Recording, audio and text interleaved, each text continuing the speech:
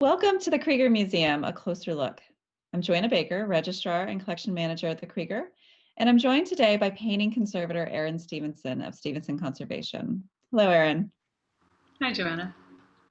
Erin has treated several paintings here at the Krieger, and today we're going to chat about a recent project where she treated an interesting but often materially problematic painting, Elongation by Hans Hofmann. Some background on the painting itself. Elongation was created in 1956 by German-born artist Hans Hofmann. Hofmann is often discussed in the context of his teaching career and his influence on the development of abstract expressionism in New York, where he arrived in 1933. Hofmann painted Elongation at a pivotal moment, around the time he decided to stop teaching to focus entirely on his work. As you will see, elongation is oddly vertical, measuring about around 6 feet high by 1.5 feet wide. The work is covered with frenzied but purposeful marks, squiggles, dabs, and smears. Erin, could you talk a bit about the paint application and the techniques used in this work? Sure, Joanna. So as you can see here, we have several different painting techniques. We have the thin application of something like the red paint, or you can see over here on the right with the brush strokes. And then we have thicker application that looks more like possibly a palette knife or fingers, or maybe even directly from the paint tube on that white squiggle. And then we have very, very thick application, like you see in the right-hand side again, with that big built-up portion of paint that might even have been like a paint skin taken off of a palette, or some just paint that was partially dry and then stuck on to the board. And then you can also see the board itself, where the brown wood there, the wood grain, and it would seem like it was purposefully left unpainted so that it would be part of the composition. And one thing to keep in mind with that is that wood will oxidize and change over time. The color can change. So it's interesting to note the idea that this wood may have been much lighter when he first painted on it and then over time became darker. So just to keep that in mind as an idea of how the painting would have looked at one point. And so again here we have a very thick paint application, a lot of layering. You can see wet into wet paint, like in the red is a good example, where red and pink and white on the right-hand side and red and green have mixed. It looks again like possibly a palette knife, really gestural, broad strokes. And then on the left-hand side of the left image, there's a stroke of green that is more like, again, the brushwork we were talking about, where it's much more thinly painted brush strokes. This is another good example of the interesting brushwork that Hofmann was using. In the right-hand side of the image, where you can see a lot of paint dabs and strokes and really lightly brushed on color. And then on the left-hand side, much more thick application with heavy buildup. We call impasto. And then the white marks in this image also show how whatever tool, fingertip, paint tube he was using leaves incised marks into the paint as acts kind of as part of the design. So the signature on the bottom is another interesting point because it's not in paint, it's not incised. It's like he's gone back over and signed it. And it's always nice to see an artist's Yeah, signature. and really a thin paint, so it's very wet. We obviously contacted you to assess this work because it has some ongoing issues. Um, could you maybe talk a little bit about what you found when you assessed the work? In looking at the painting, there were several different conditions that were noted. The first major thing that we talked about was cracking, and there were several different types of cracking on the painting. So here are some examples of the cracks we're talking about. You can see these fine lines of cracking where the paint has started to lift and to separate from itself even. On the right-hand side with the image of the white and the cracking in that paint, you can see yellow underneath that. Sometimes paint layers don't adhere well, and so we get cracking within the paint. And that can cause some separation, some lifting, and that can be a really fragile situation. And then we have cracking maybe all the way down to the board. That can be due to many different things. It could be The board has been flexing as it's been responding to temperature and humidity changes, just over time. Even mild things like that, it doesn't have to be an extreme event, can cause the paint to lift and crack. It could be from a mechanical situation, mechanical damage where something has bumped it at some point, or rubbed against it. And then we also have cracking, like you see in the top left corner, which is more a condition of the paint as it dried. If the paint forms a skin on top and then it starts, or the bottom layers are still wet enough that they can shift, the paint will kind of separate, and show cracks, but they're not really cracks all the way down through that paint stroke.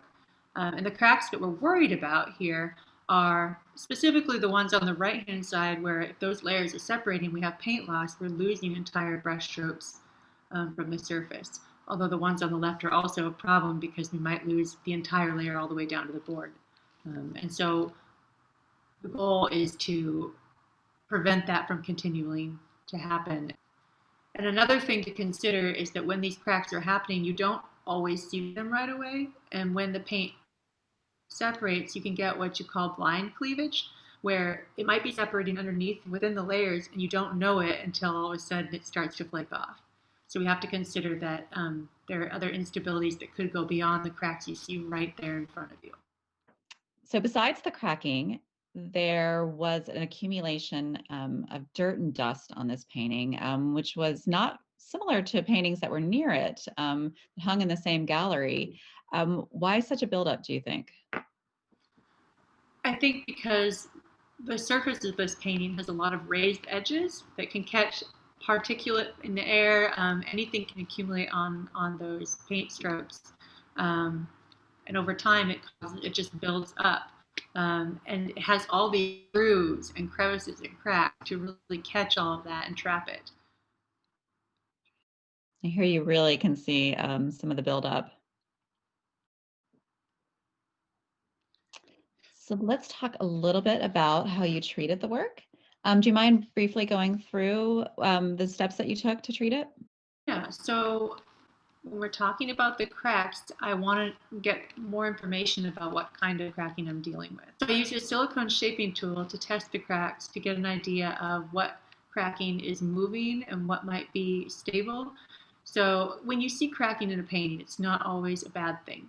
It's just a natural aging process in some cases. And so it wasn't necessary to treat every crack in the painting, but I wanted to make sure that anything that was loose, flaking, or at risk of loss would be treated. And so I went through methodically, went top to bottom, testing the cracks to see if the paint that was lifted could be touched with this silicone shaping tool that is soft enough to not cause the paint to break, and I'm watching for just the slightest movement. And if the paint was moving or if it just flexed, that was something that I wanted to consider for treatment. And so then once an unstable area was found, I wanted to consolidate it to stabilize it so there wouldn't be future damage, continued loss, continued cracking. And I used an adhesive that could be introduced easily into the painting. It was flexible, not too thick, so it could go into those very fine cracks and underneath those very small paint flakes. And I also used an adhesive that didn't use water because I didn't want to introduce any more moisture into the system, into the wood or into the paint. So now we get to get rid of all of that dirt on the painting. Yes. So after the paint was stabilized with the consolidant, I went back through and started to work on some of that buildup of dirt and grime and the crust that was on top of those surfaces of the paint impasto. When you're treating a painting to clean a surface, you have to consider a lot of factors, including the sensitivity of the paint itself, the fragile nature of the cracks, and then the balance of the image, the overall image. So in this case, there were all these cracks and crevices and grooves that could catch this dirt, and I knew that I wasn't necessarily going to be able to access every corner of the painting. So what I focused on was removing a lot of that buildup of grit from the top edges of the paint impasto, and then reducing grime on the areas where it really stuck out and took away some of the dimension and the vibrancy, the color of the painting.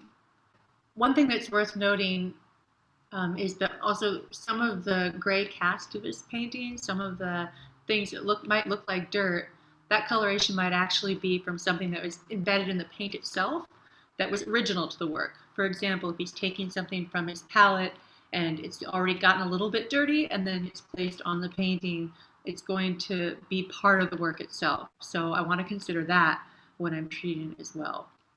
So I'm always watching for things like that as I'm considering the cleaning and then as I'm going through the cleaning itself. And the aftermath. Right. So you can see a lot of the dirt was coming up on those small, making tiny swabs and going and grabbing that grit, and it was very satisfying. So the results of this cleaning especially were really quite dramatic in some places. Let's go through some before and after. I think that's going to be the most satisfying, is going for the before and the after photos of the really affected areas. Here on the left, you see the before, and then afterwards, all that grit and grime is gone. And these photos show probably our most dramatic example of the changes before and after. Right. So this is that part of the painting that I was just talking about, where it had embedded grime and dirt that I did want to get off, and also a cast to it that was original. And so on the left edge, that is actually the top edge of the painting. And so that collected all that atmospheric dirt, all the little particulate that just settles over time, and that was removed. And then if you're looking at the image on the right, the after treatment, you can see there's some darkness and bits in the little crevices of the paint grooves there, and that was all original to the work. Well, the treatment certainly made aesthetic instructional improvements to the artwork. Yeah, it was a pleasure to work on the painting and to see the improvements that were made. Yeah, the work is ready to grace our walls again. And I'd like to thank Erin Stevenson from Stevenson Conservation and her expertise, and also to invite everyone to come and enjoy the artwork, Elongation by Hans Hofmann. It will now be back in its full glory once we reopen. Until then, please join us again here at the Krieger Museum for a closer look.